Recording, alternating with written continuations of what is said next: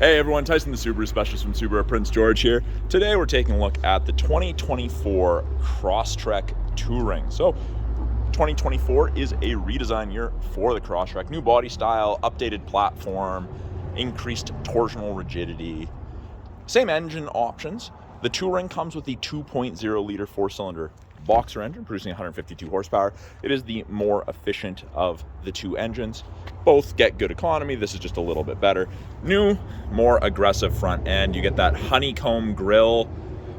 Wings off the side of the grille go into those smaller, more aggressively styled headlights. And all of the headlights in the Crosstrek lineup are now LED headlights with high beam assist. There we go. Sorry, it's early. New front bumper with those C-cut channels. Touring is the first trim level where you get the fog lights. Touring, you get the gray mirror caps with integrated turn signals. And you can see right here on the windshield, Subaru has done the third mono camera as part of the eyesight system. So you get a wider field of view. It recognizes pedestrians and cyclists much more quickly. Safer for them, safer for you. But if you put this next to a previous body style Crosstrek, they're very, very similar. More aggressive cladding around the wheels, functional vents for airflow, redesigned roof rails, get static load capacity of 700 pounds. Subaru expects people are going to be putting lots of stuff on the roof of these, rooftop tents and such, and they wanted to increase that strength. Your dynamic load is still, I think it's 168 pounds, so dynamic is while you're at speed. But different style. Previous crossbars will not fit exactly. I couldn't tell you if you could make them work. I haven't tried myself, but it is a new crossbar that is coming out. New redesigned wheels. Not a bad looking 17-inch wheel, if I say so myself. They've gone to the fuel door lock being tied to the driver door lock, so it pops out there and locks in there when the driver door is locked. And I'll just show you that. Click lock on the key fob. Unlocked. There you go. Very handy. Rear bumper reminds me of a WRX. I don't know if you guys get WRX from the back end of this, but I certainly do. And it's really because of the diffuser style rear bumper there, along with those cutouts, the vents. Now these are not the functional vents. Oh, actually, you know what? I lied. They are. I can see through right there. I don't know if the camera will pick it up or not, but it is functional vent. Didn't look like it, but it is. New taillights as well. And I really like these new rear taillights. That's a good looking taillight. I like how it extends onto the side of the Crosstrek. In the rear, or on the rear hatch, I should say, they've added the backup camera washer. I'll show you that inside. But lots of storage in the rear of the Crosstrek. It is actually a little bit less than the previous gen, but still a decent amount. Subaru has integrated cup holders into the floor on both sides. You've got hooks for grocery bags and for cargo net accessories. Hard physical mount tie downs, 2 of those in the front corners. We have a halogen cargo light that'll shut off when I close the hatch. Got this mountain motif with a little Crosstrek Easter egg in it. And underneath here,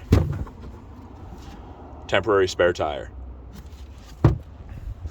They have added an accessory grab handle that you can get, and it just hangs from here. So if this is too tall for you or you have shoulder issues, you can get a strap to help pull it down. That was, I guess, an issue on the previous gen.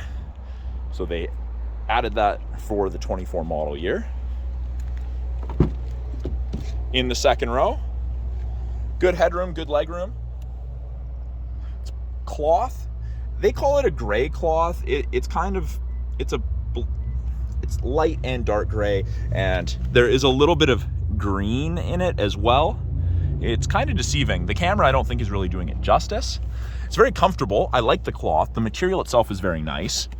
Fold down armrest with integrated cup holders if there's only 1 or 2 passengers. And you have a rear front passenger map back pocket. 2 USB ports, USB-A and USB-C for the second row to keep everyone connected on those longer trips. We've got grip integrated here, so if you have something on the roof, it's not easy to stand on the tire because the tire is inside of the fender. So they've made this grippy, so it's an option for you to stand on. Door card is definitely light and gray two-tone. That shows up really well on the camera here. You get the silver contrast stitching, soft touch, and then the door itself is hard. Power window switch. You have a little bit of storage along with a bottle holder. Child lock if you need it. With it being a proximity key to lock it, so long as the key's within 46 inches. Just touch and it locks. I just wait a second. You will also get a little illumination right there, so now it's unlocked. It does show you. Door card looks very, very similar, except this is cloth and this is soft touch, which is nice. So if you're resting your arm, you're not up against hard plastic, you've got fabric. Then this is still soft touch. Window lock, power windows, power mirrors, a little bit more storage than the second row. You have bottle holders, that faux carbon fiber trim, and it goes throughout the car. They've changed the lever style for the height adjustment. I can't say I noticed a difference, but the seat is height adjustable. They have, however, changed the front seats quite a bit, changed the headrest style.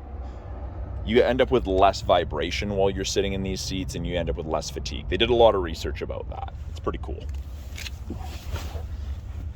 They've gotten rid of most of the buttons here. In the Touring, you just have your brightness wheel or scroll wheel for your gauges. They've changed the vents a little bit. They had to when they went to the big 11.6 there.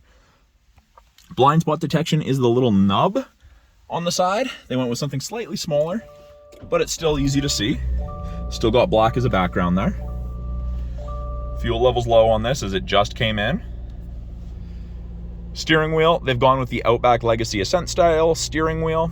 So left-hand side, audio controls, nice tactile feedback.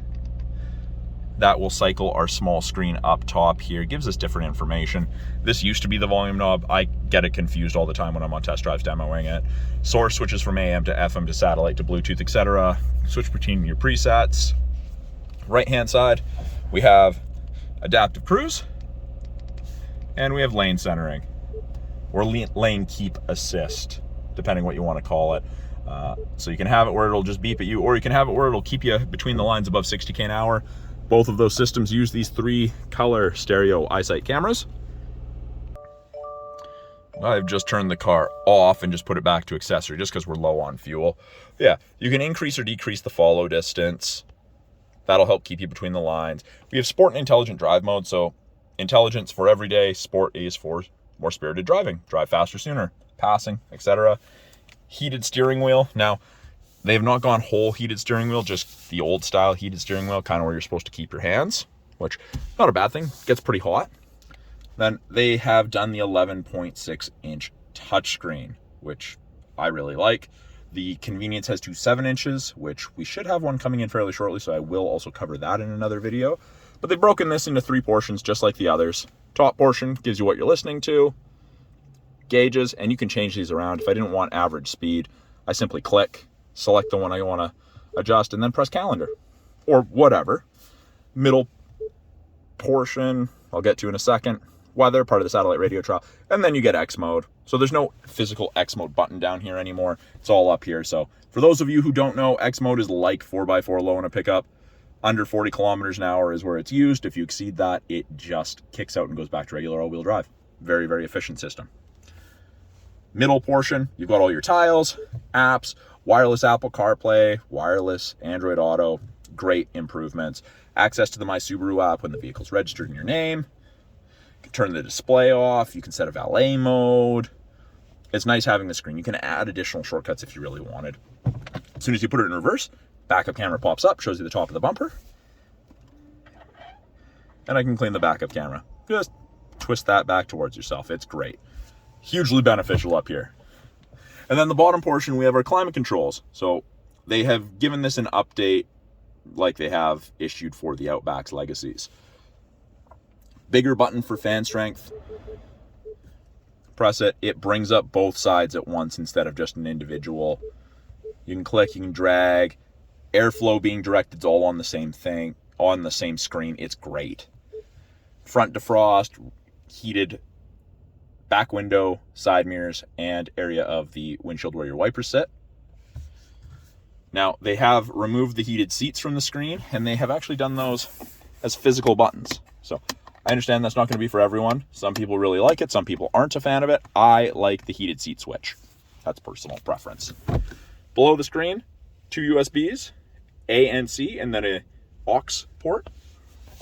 Rubberized device storage area. Hopefully it doesn't slide around too much.